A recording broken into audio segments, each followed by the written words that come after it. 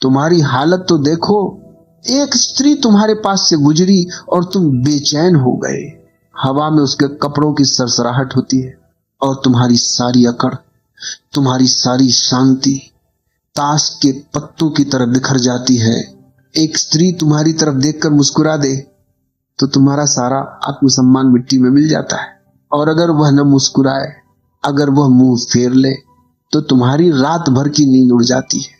क्या तुम आदमी हो या तुम कठपुतली हो जिसकी डोर किसी और के हाथ में है? इतने गुलाम हो तुम, इतने कमजोर हो तुम कि एक स्त्री की नजर तुम्हारे जीवन की दिशा तय कर रही है। मैंने कितनों को देखा है, जरा सी बात बिगड़ गई, एक स्त्री ने इनकार कर दिया और आदमी ने अपना पूरा जीवन, अपनी पूरी संभावना नष्ट कर ली। कोई खाना पीना छोड़ देता है, कोई शराब में डूब जाता है, कोई उदासी के अंधेरे कुएं में गिर जाता है, यहां तक कि किसी ने ना कह दिया तो कोई अपने प्राण ही त्याग देता है, आत्महत्या कर लेता है। सोचो जरा, एक इंसान की जिंदगी इतनी सस्ती है कि वह किसी दूसरे की हां या ना पर टिकी है। तुमने अपनी मालकियत, अपनी चाबी किसी और की जेब में डाल रखी है और फिर तुम कहते हो कि तुम दुखी हो। गुलाम कभी सुखी नहीं हो सकता। तुम्हें लगता है कि ये प्रेम है, तुम्हें लगता है कि ये कोई अनोखा दुख है जो सिर्फ तुम्हें मिला है। नहीं, ये पागलपन बहुत पुराना है, ये बीमारी सदियों पुरानी है। इतिहास गवाह है, हर युग में, हर सभ्यता में आदमी इस मोह के कीचड़ में गिरा है। महाभारत को याद करो, पूरा भारतवर्ष जलकर राख हो गया, हजारों लोग मरे, महान वंश मिट गए। कारण क्या था? सिर्फ मोह, एक स्त्री का मोह और एक पुरुष का आहत अहंकार। जब विवेक मर जाता है तो विनाश निश्चित होता है। रावण को देखो, कितना ज्ञानी, कितना शक्तिशाली, शिव का परम भक्त, वेदों का ज्ञाता, जिसने तीनों लोकों को जीत लिया था, जिसके पास इतना ऐश्वर्य था कि देवता भी ईर्ष्या करते थे। लेकिन वह एक चीज से हार गया, अपने भीतर के मोह से हार गया, उसका विवेक, उसकी प्रज्ञा एक स्त्री के मोह में अंधी हो गई। और परिणाम क्या हुआ? उसकी सोने की लंका जल गई, उसका सारा ज्ञान, सारा तप, सारी शक्ति धरी की धरी रह गई, उसका पतन हो गया। सोचो, जो आदमी मृत्यु को जीत सकता था वह अपने मन की इस कमजोरी को नहीं जीत सका। यही उसकी असली हार थी। और तुम्हारी क्या बिसात है? तुम उसी आग में जल रहे हो जिसमें हजारों साल से आदमी जलता आया है। आज तुम अपना करियर, अपनी शांति, अपनी चेतना, सब कुछ दांव पर लगा रहे हो। किसके लिए? एक देह के लिए, हाड़ और मांस के एक पिंजरे के लिए जो आज है और कल मिट्टी हो जाएगा। तुम कहते हो मैं उसके बिना जी नहीं सकता। जरा होश में आओ, ये प्रेम नहीं है, ये लत है, ये आसक्ति है। जैसे एक शराबी कहता है कि शराब के बिना मैं मर जाऊंगा, जैसे एक जुआरी कहता है कि जुए के बिना मेरा जीवन सूना है। तुम्हारी हालत बिल्कुल वैसी ही है, बस नशे का नाम बदल गया है, बोतल की जगह स्त्री ने ले ली है। मोह का असली चेहरा यही है। शुरुआत में ये बहुत मीठा लगता है, शहद जैसा।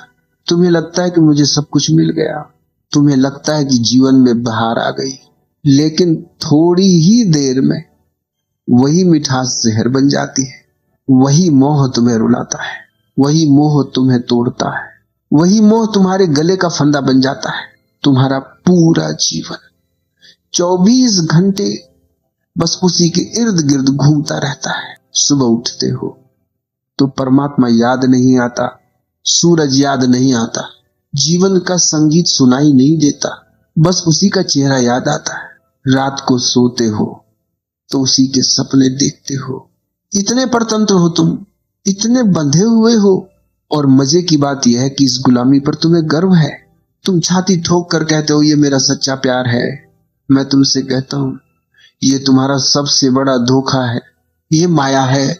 याद रखना, प्रेम तुम्हें आजाद करता है, मोह तुम्हें गुलाम बनाता है। प्रेम तुम्हें भीतर से भरता है, मोह तुम्हें भीतर से खोखला कर देता है, रिक्त कर देता है। तुमने मोह को प्रेम समझ लिया है, यही तुम्हारी सबसे बड़ी भूल है। प्रेम और मोह में जमीन आसमान का अंतर है, लेकिन तुम्हें वो अंतर दिखाई नहीं देता, क्योंकि मोह ने तुम्हारी आंखों पर पट्टी बांध रखी है, तुम्हारी बुद्धि को कुंद कर दिया है। मोह हमेशा दूसरे को वस्तु की तरह देखता है, एक चीज की तरह, ऑब्जेक्ट की तरह। तुम्हें सिर्फ उसका शरीर चाहिए, तुम्हें सिर्फ उसका साथ चाहिए, तुम्हें सिर्फ अपनी वासना की तृप्ति चाहिए। तुम कहते हो मैं तुमसे प्यार करता हूं, लेकिन असल में तुम्हारा मतलब होता है मैं तुम्हें पाना चाहता हूं, मैं तुम्हें अपनी तिजोरी में बंद करना चाहता हूं। ये चाहत है, ये भूख है, ये प्रेम नहीं है। प्रेम में कोई शर्त नहीं होती, प्रेम में कोई जंजीर नहीं होती। प्रेम का मतलब है स्वतंत्रता, फ्रीडम। प्रेम कहता है तुम खुश रहो, चाहे मेरे साथ रहो या न रहो।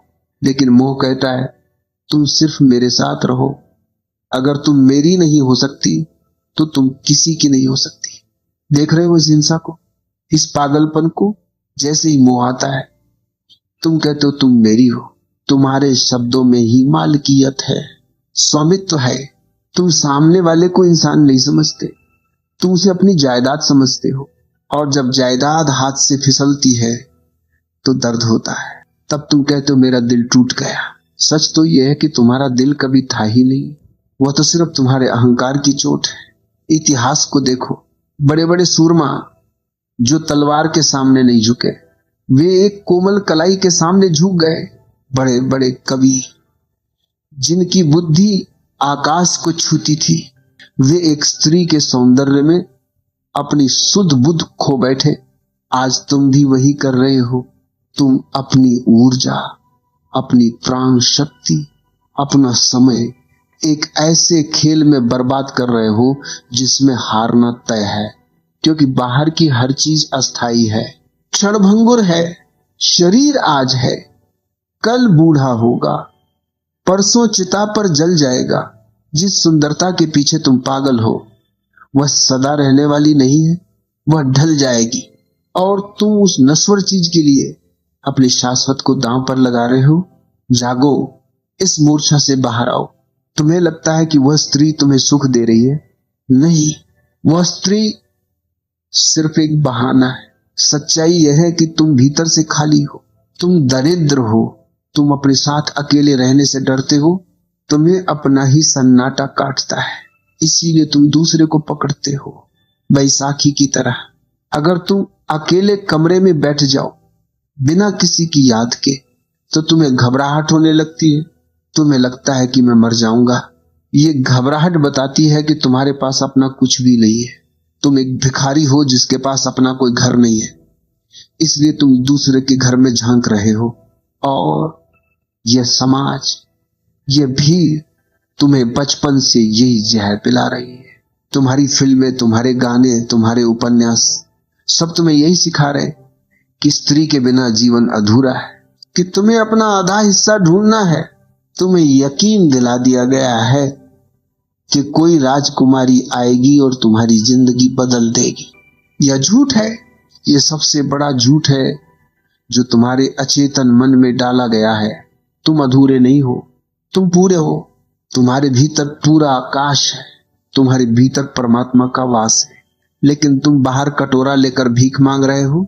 सुनो, ये प्रकृति, नेचर बहुत चालाक है।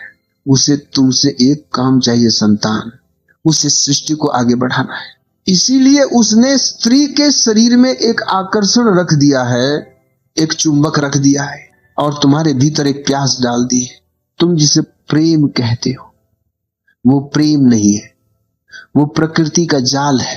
ये एक बहुत गहरा सम्मोहन है, ये एक जैविक षड्यंत्र है, बायोलॉजिकल कॉन्स्पिरेसी। प्रकृति तुम्हें एक नशा देती है। जब तुम किसी स्त्री के मोह में पड़ते हो तो तुम होश में नहीं होते, तुम बेहोश होते हो। तुम्हारे रसायन, तुम्हारे हार्मोन्स तुम्हें नचा रहे होते। तुम्हें लगता है कि तुम निर्णय ले रहे हो, लेकिन निर्णय तुम्हारा शरीर ले रहा है, वासना निर्णय ले रही है। तुम बस एक साधन हो। क्या तुमने कभी गौर किया, जब तक वो स्त्री नहीं मिली होती तब तक कितनी तड़प होती।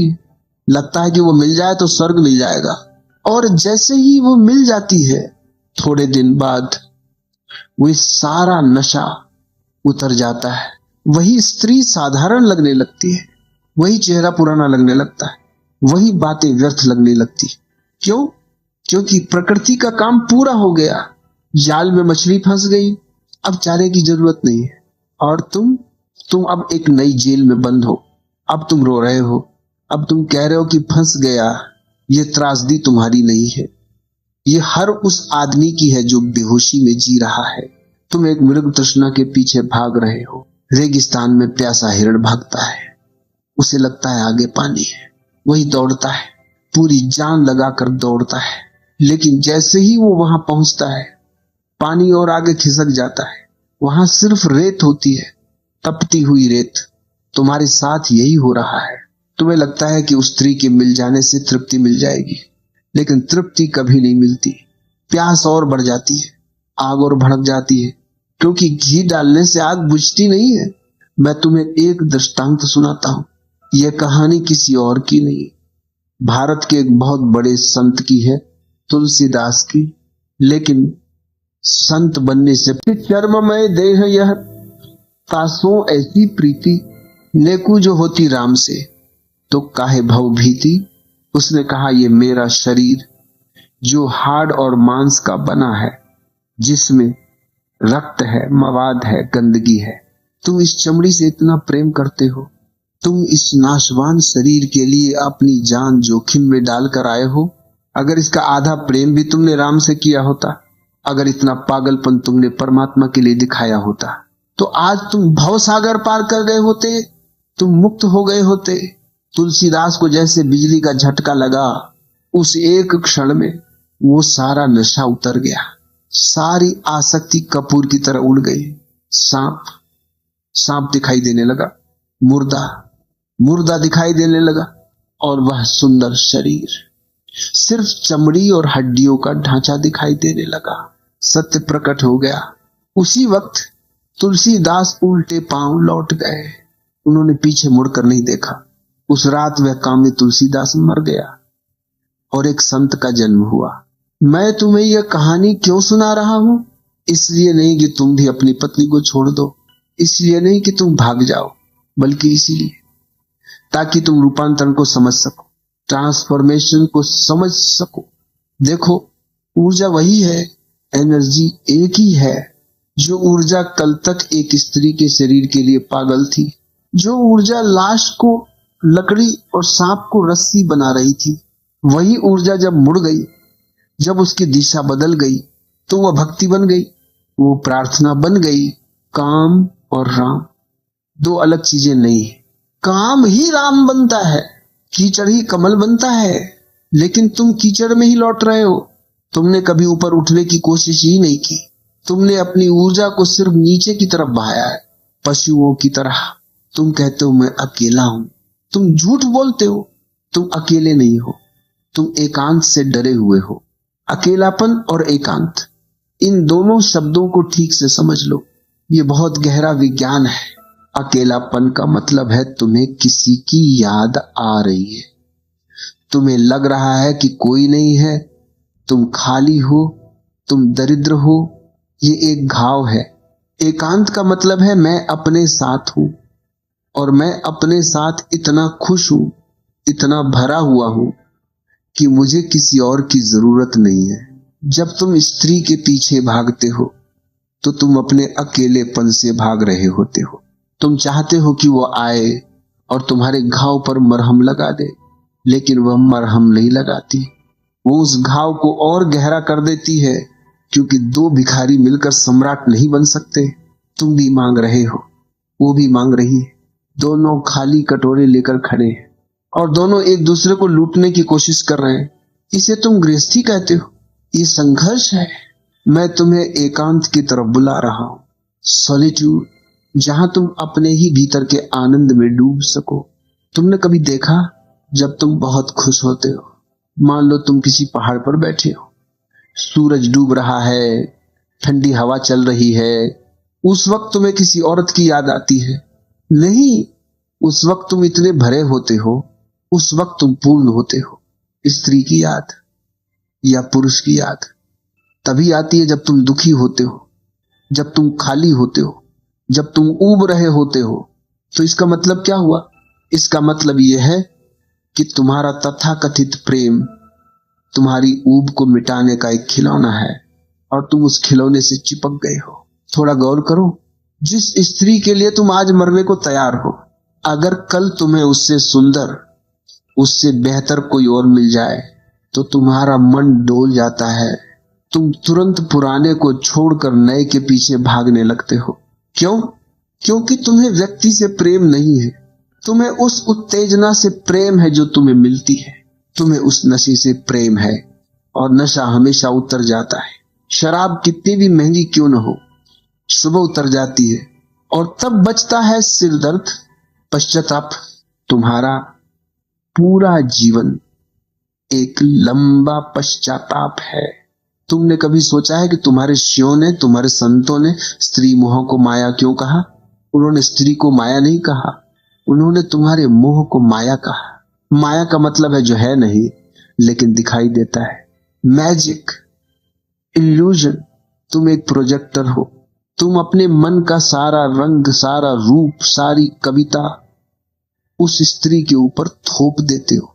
वह स्त्री वैसी नहीं है जैसी तुम सोच रहे हो, वह भी बेचारी एक साधारण इंसान है, उससे भी पसीना आता है, वो भी बूढ़ी होती है, वो भी बीमार पड़ती है, लेकिन तुम्हारा मोह उसे देवी बना देता है।